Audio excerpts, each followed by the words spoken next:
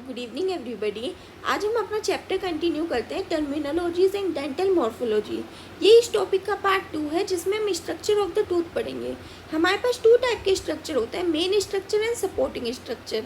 Main structure is comprise of enamel, dentine, cementum and pulp and supporting structure is comprise of alveolar bone, periodontal ligament and gingiva. So let's start. सबसे पहले हम diagram में सारी labelling देख लेते हैं और उसके बाद हम डिटेल में पढ़ेंगे। ओके, जिस पोर्शन को मैं ग्रीन कलर से कवर कर रही हूँ वी ऑल नो, हम इसको इनेमल बोलते हैं। ठीक है, the portion I am covering with blue colour, इस पोर्शन को बोलते हैं डेंटाइन। अब डेंटाइन में ऐसी क्या बात है जो हमें याद रखनी चाहिए? डेंटाइन देखो, सबसे पहले तो ये क्राउन पोर्शन होता है और ये रूट पोर्शन होता है, इसकी ये मार्जिन होती है। ठीक, तो हम ये देख सकते हैं जो डेंटाइन है वो क्राउन में भी प्रेजेंट है और रूट में भी प्रेजेंट है। ठीक, इनेमल जो है वो सिर्फ क्राउन में प्रेजेंट है, बट डेंटाइन जो है क्राउन प्लस रूट दोनों में प्रेजेंट है। ठीक है, लेट्स मूव ऑन। इस पोर्शन को जिसको मैं रेड कलर से कवर कर रही हूँ, सॉरी पार्डन मी, इसको जिसको मैं रेड कलर से कवर कर रही हूँ, इस पूरे पोर्शन को पल्प बोलते हैं। बट यहाँ पल्प तो नहीं लिखा है, यहाँ पर लिखा हुआ है कोरोनल पल्प। ये क्या होता है? ऐसी एक टर्म रेडिकुलर पल्प लिखी हुई है यहाँ पर। तो इन दोनों टर्म को पहले समझ लेते हैं। देखिए, ये हमारी क्राउन की और रूट की मार्जिन है, तो जो पल्प का पोर्शन क्राउन में है उसको बोलेंगे कोरोनल पल्प। इस पूरे पोर्शन को बोलेंगे कोरोनल पल्प। और जो पल्प का पोर्शन रूट में है, रूट पोर्शन में, उसको बोलेंगे रेडिकुलर पल्प। इस पूरे पोर्शन को बोलेंगे रेडिकुलर पल्प। ठीक है, अब अगर यहाँ पर हम जूम करें तो हमको पता चलता है कि यहाँ पर एक पल्प में ओपनिंग है। इस ओपनिंग को क्या बोला जाए?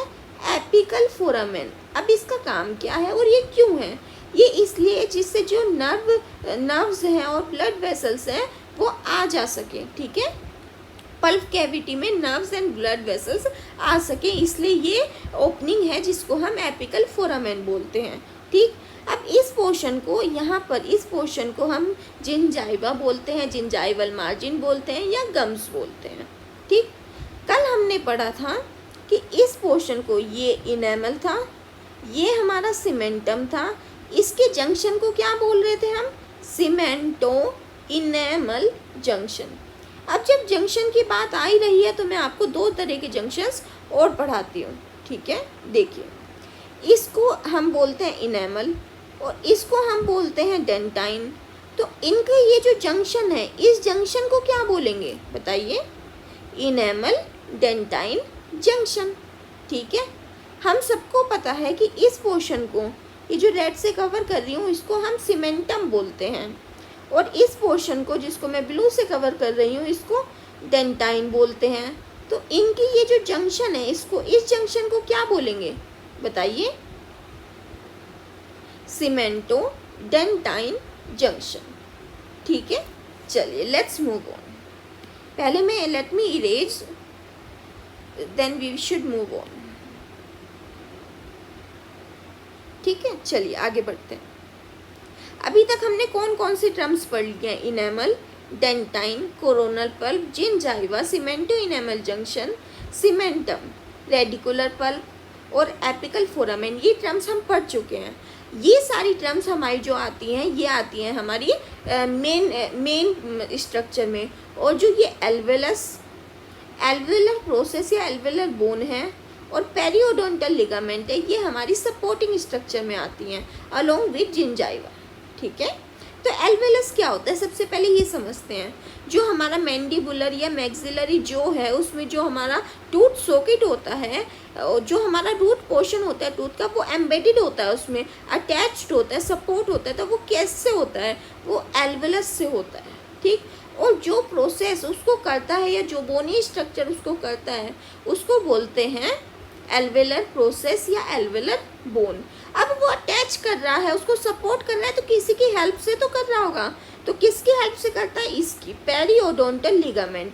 ये एक तरह के फाइबर्स होते हैं जो प्रेजेंट होते हैं, जिसको हम पेरियोडोंटल लिगामेंट्स बोलते हैं। ठीक, अब यहाँ पर एक पॉइंट जो नोट करने का है वो ये है कि ये पेरियोडोंटल लिगामेंट है, इसकी एक तरफ सीमेंटम है और एक तरफ एल्वुलस है। ठीक, जब अगर हमारे पास एग्जाम में क्वेश्चन आता है कि हमें को एक शॉर्ट नोट लिखना है पेरियोडोंटल लिगामेंट के ऊपर, तो हम ये पॉइंट मेंशन कर सकते हैं that it is surrounded by cementum on one side and alveolus on the other side.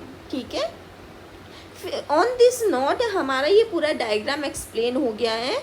आप अच्छे से इस डायग्राम को एक बार देख लीजिए, समझ लीजिए, कोई पॉइंट आपको समझ नहीं आया है उसे रिवाइज कर लीजिए, then we should move on.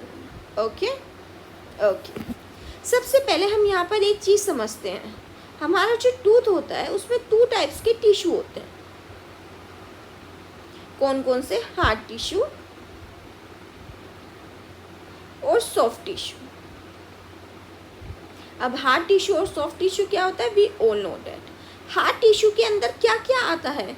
It comprises of, just a minute, it comprises of enamel, dentine and cementum, and soft tissue comprises of pulp. Okay, let's move on. अब यहाँ पर मैंने एक कंपैरेटिव स्टडी करनी है enamel, dentine और cementum की। ये तीनों हार्ड टिश्यू की हम कंपैरेटिव स्टडी करेंगे।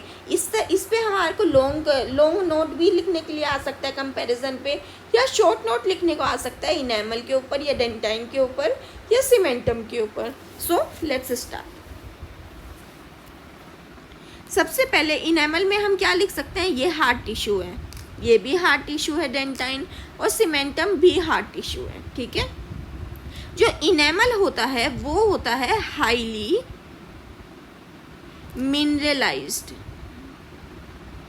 ठीक है, but dentine and cementum are mineralised but not highly mineralised. तो यहाँ पर हम क्या लिख देंगे? मिनरलाइज्ड, मिनरलाइज्ड। ठीक है, जो इनेमल होता है वो प्रोटेक्टिव इन नेचर होता है। ठीक है, enamel is white in colour, whitish in colour, as well as it is shiny. But dentine और सीमेंटम में ऐसा नहीं होता, they are yellowish in colour. ठीक है, we should remember this points, these are yellowish in colour. Okay, अब यहाँ पे ये पूछा जाता है कि इनेमल प्रेजेंट कहाँ होता है? बताइए, हमने कल भी पढ़ी थी ये बात। Enamel is present in crown? No, we are in BDS, we are doing a professional course, we should be specific. Enamel is present in anatomical crown. These small things consider marks. ठीक है, और dentine हमने जब diagram देखा था तब भी focus किया था। It is present in crown as well as root. Okay, और सीमेंटम किसको कवर करता है? Cementum covers the root portion. ठीक है, सीमेंटो इनेमल जंक्शन क्या है ये हमने डायग्राम में अच्छे से कवर कर लिया है। Now these are the general features of all these 3 terms. Now there is distinctive feature. इनका स्पेशल फीचर क्या है? इनेमल का, डेंटाइन का, सीमेंटम का। So on the safer side cementum का कोई डिस्टिंक्टिव फीचर नहीं है। Now comes enamel and dentine. ये हमसे MCQ में ज़्यादातर पूछा जा सकता है, तो we should learn it. Enamel is the hardest substance, we all know this, hardest substance. But आगे की जो कहानी है we don't know and we should remember this. Hardest substance है तो उसमें कोई भी लिविंग टिश्यू नहीं है। जब लिविंग टिश्यू नहीं है तो उसमें रिपेयर और रीमोल्डिंग के चांसेस क्या हुए? नहीं हुए, है ना? रिपेयर एंड रीमोल्डिंग के चांसेस नहीं है। बट डेंटाइन में ऐसा नहीं है। सबसे पहली बात ये देखो, डेंटाइन में जो है वो क्राउन में भी है, रूट में भी है। So it form the bulk of the tooth. Yes, this is the distinctive feature, और ये हमसे MCQ में पूछा जा सकता है that dentine is the bulk portion of the tooth. ठीक है, we should remember this. But ऐसा नहीं है कि डेंटाइन में रिपेयर और रिमोल्डिंग की कैपेसिटी नहीं है। डेंटाइन जो है वो लिविंग टिश्यू से बना हुआ होता है, लिविंग टिश्यू से, दैट्स वाई इसमें रिपेयर हो सकता है, रिमोल्डिंग हो सकती है, ठीक है। लेट्स मूव ऑन ना this portion, just give me 1 minute. इस पोर्शन को जो हम बात करते हैं ये वेरी इंपॉर्टेंट है। क्यों? क्योंकि ये एक कंपोजिशन है और हम ज़्यादातर इसको देख के इग्नोर कर देते हैं। We never learn it but we need to learn it for exam point of view. और हम यहाँ पे इतनी शॉर्ट ट्रिक से इसको लर्न करेंगे that you will never forget, ठीक है। मिनरल कंटेंट, यहाँ पे हम इनऑर्गेनिक की बात कर रहे हैं, इनऑर्गेनिक मिनरल कंटेंट की बात कर रहे हैं। यहाँ पर इनेमल में तो 95% होता है, यहाँ पर 70% होता है और यहाँ पर 65% होता है। But now the question arises कि कौन सा इनऑर्गेनिक मटेरियल होता है। It is calcium hydroxyapatite, ठीक है। सेम यहाँ पर और सेम यहाँ पर, ठीक है। नाउ वाटर के कंसंट्रेशन, वाटर की परसेंटेज क्या होती है। अब ये 95% तो यही है, तो 1% यहाँ वाटर है, ठीक। बट यहाँ पर 12% है और सेम इन सीमेंटम में भी 12% है, ओके। अब यहाँ से इसको सब्ट्रैक्ट कर लेते हैं 100 में से, तो हमारे पास बचता है 4% ऑर्गेनिक मैट्रिक्स और यहाँ पर बचता है हमारे पास 18% ऑर्गेनिक मैट्रिक्स और यहाँ पर 23% organic matrix. Easy to learn, ठीक है। Let's move on. अब यहाँ पर हमें इनेमल की, सीमेंटम और डेंटाइन की कुछ स्पेशल चीज़ें हैं जो हमें पता होनी चाहिए। इनेमल की तो खासकर दिस इज़ इम्पोर्टेंट, हमें पता होना चाहिए। जो इनेमल का कलर होता है वो किस चीज़ पे डिपेंड करता है, वो 2 चीज़ों पे डिपेंड करता है। कौन कौन सी? एक तो मिनरलाइजेशन ऑफ इनेमल और दूसरा थिकनेस ऑफ इनेमल। अब ये तो समझ आ गया कि किस चीज़ पे डिपेंड करता है, बट कलर कौन सा होता है? It is greyish white and greyish white to yellowish white, ठीक। चलिए आगे बढ़ते हैं। ये इनेमल डेंटाइन जंक्शन हमने डायग्राम में समझ लिया है, सीमेंटो डेंटाइन जंक्शन ये भी हमने डायग्राम में समझ लिया है। अब सीमेंटम का फंक्शन क्या होता है ये हमें पता होना चाहिए। सीमेंटम का फंक्शन होता है जो टोट सॉकेट होता है उसमें जो रूट पोर्शन होता है उसको एनकोर करके रखना, उसको सपोर्ट करके रखना, ये फंक्शन होता है सीमेंटम का, ठीक है। अब ये बहुत इंपॉर्टेंट क्वेश्चन है कि हमें पता होना चाहिए इनेमल किस चीज़ से बना है और डेंटाइन किस चीज़ से बना हुआ है, सीमेंटम किस चीज़ से बना हुआ है। जो इनेमल है वो बना हुआ होता है sorry pardon me, spelling is mistaken. ये बना हुआ होता है अमाइलोब्लास्ट सेल से। सो इस प्रोसेस को क्या बोल देंगे? अमाइलोजेनेसिस। Simple, good. अब जो डेंटाइन है वो किससे बना हुआ होता है? वो बना हुआ होता है ओडोंटोब्लास्ट सेल से। अब ओडोंटोब्लास्ट सेल कहाँ से बनता है? डेंटल पेपिला से। अब डेंटल पेपिला से बनता है तो इस प्रोसेस को क्या बोलते हैं? डेंटिनोजेनेसिस। Just pardon me, spelling mistake. Just pardon me, 1 minute. डेंटिनोजेनेसिस, ठीक है। अब जो सीमेंटम है वो किससे बनता है? सीमेंटोब्लास्ट सेल से। ये तो बहुत ईजी है लर्न करना, सीमेंटोब्लास्ट सेल से, विच इज मतलब उस प्रोसेस को क्या बोलेंगे? सीमेंटोजेनेसिस। आई थिंक कंपैरिजन में याद करना इजी रहेगा आपके लिए और आपको पूरा कंपैरिजन ये समझ आ गया होगा, ठीक है। Let's move on to soft tissue. Soft tissue है हमारा पल्प।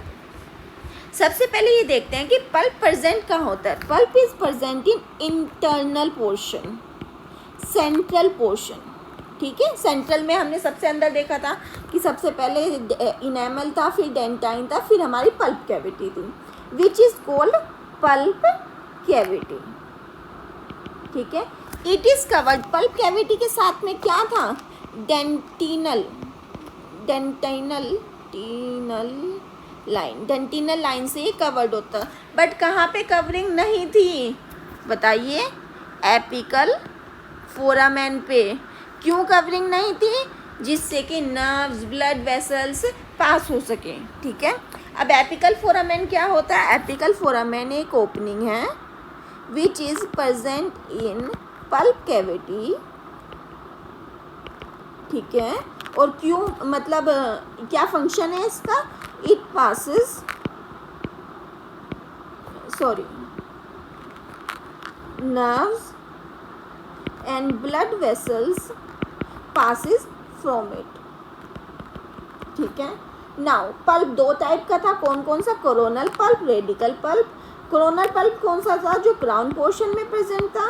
रेडिकल पल्प कौन सा था, जो रूट पोर्शन में प्रेजेंट था। इजी, ठीक है।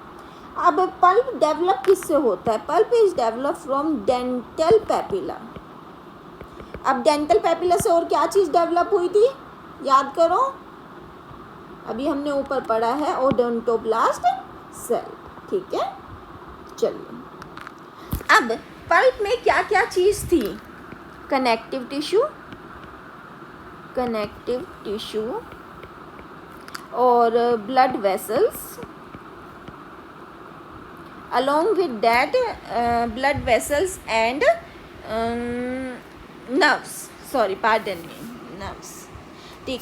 अब पल्प का फंक्शन क्या है, it is important and we never focus on the thing कि फंक्शन क्या होगा पल्प का। पल्प का फंक्शन है formative, protective, nutritive and sensitive in nature, okay. So on this note जितना हमको स्ट्रक्चर ऑफ द टूथ के बारे में पढ़ना था उतना हमने अच्छे से कवर कर लिया है। सो आई एम आकृति Jain and I am signing out for today.